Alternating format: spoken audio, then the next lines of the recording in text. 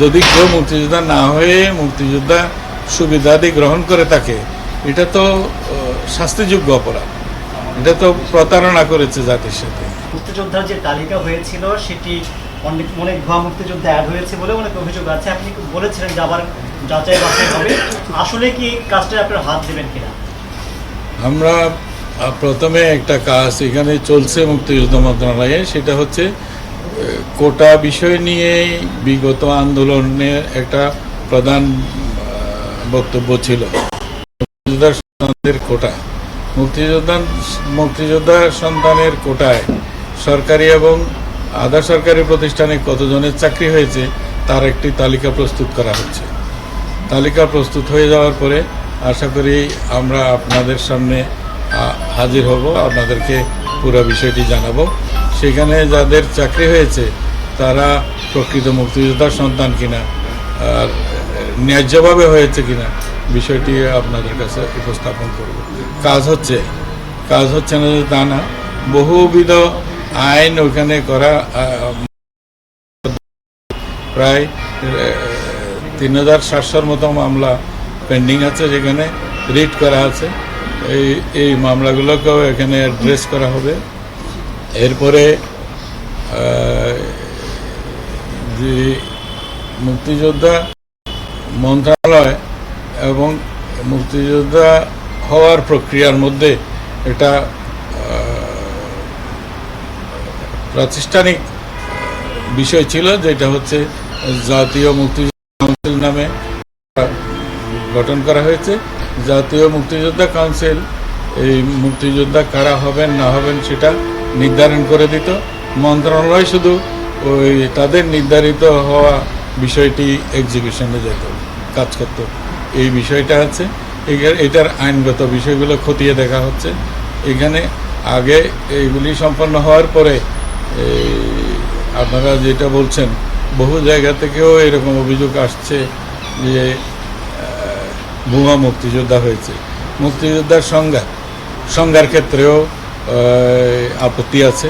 সেগুলি সম্পর্কে আমরা যখন একটা পর্যায়ে যাব তখন আপনাদের ডেকে জাতিকে জানিয়ে দেওয়া হবে। অবশ্যই সব কিছুই হবে, যাতে ন্যায্যভাবে মুক্তিযোদ্ধারা তাদের সম্মানটা ফিরে পায়। এবং মুক্তিযুদ্ধ তো আমাদের জাতীয় জীবনে অনন্য ঘটনা। এটাকে তো আমরা হাসি মস্করা দিয়ে কিংবা অবহেলা দিয়ে তো এটাকে আমরা নষ্ট করতে পারি না। এরকম জাতির এর চাইতে গৌরব উজ্জ্বল, এর চাইতে ত্যাগ আর বীরত্বের মহিমা জাতির কাছে তো আর আসে নাই। সুতরাং এটাকে যারা সত্যিকারের মুক্তিযোদ্ধা তারা ওইটাই ফিরে পেতে চায়। তাদেরকে এক আকুতি তাদের এটাই ফিরে পাওয়া। আমি ধন্যবাদ। মুক্তিযোদ্ধা মন্ত্রণালয়ের বিষয়টা আপনাদের সামনে পরবর্তী পর্যায়ে কথা বললেন স্যার, ছোট করে একটা বিষয়, যাদের বিরুদ্ধে অভিযোগ আছে যে তারা মুক্তিযোদ্ধা না কিন্তু হয়েছে, তাদের প্রুফ হলে আপনারা কি বাদ দিবেন বা ব্যবস্থা নেবেন কিনা? কেন নেব না? এটা তো জাতির সাথে প্রতারণা হয়েছে।